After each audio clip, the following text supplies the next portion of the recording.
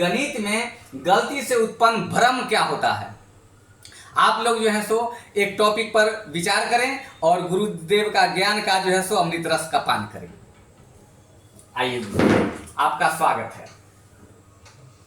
संयोग से हमारे हिंदी के विभागाध्यक्ष डॉक्टर कामिल बुल्के प्रारंभिक जीवन में बहुत सफल और मेधावी इंजीनियर थे और हिंदी साहित्य में भी मूर्धन्य विद्वान में उनकी गिनती हुई और उनका रिसर्च का विषय था रामचरितमानस एवं इसकी अतिशयोक्तियाँ।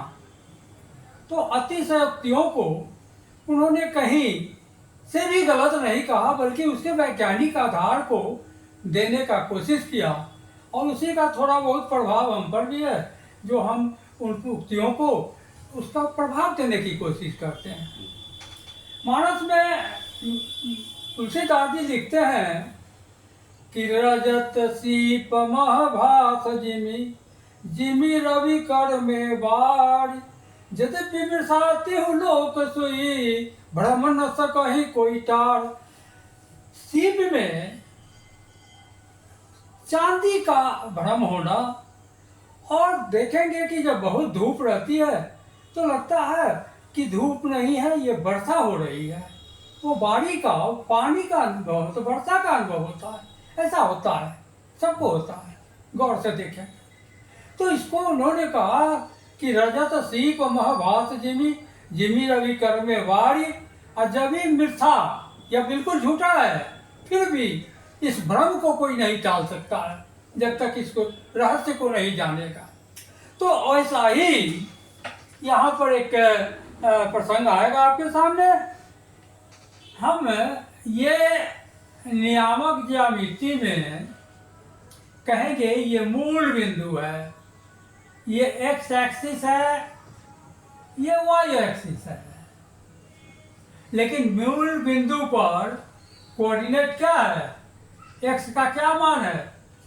मूल बिंदु पर एक्स का मान है 0 और वाई का भी मान है 0, क्योंकि ये तो मूल बिंदु है। तो मूल बिंदु पर x बराबर 0। अब यहीं से आगे देखा जाए कि ये कहा जा रहा है कि x बराबर 0। हमने इस x में से 1 घटा लिया और 0 में से भी 1 घटा लिया। जब इसका x माइनस 1 का हम स्क्वायर तो कर ही सकते हैं और 0 माइनस 1 का भी स्क्वायर करेंगे। अब ये दोनों स्क्वायर को ब्रेकअप करेंगे। ये होगा x square minus 2x plus 1, और ये होगा 0 स्क्वायर माइनस 2 इंटू 0 प्लस 1 होगा,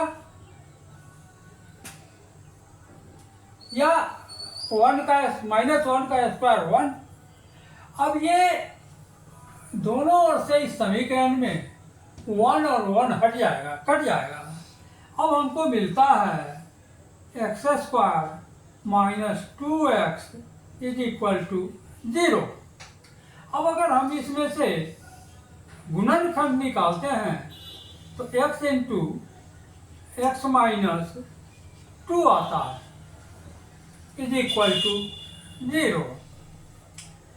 अब या तो x 0 है या ये 0 है या दोनों 0 है, ठीक है। ये दोनों ही में से अब ये सवाल उठता है कि अगर हम ये लेते हैं कि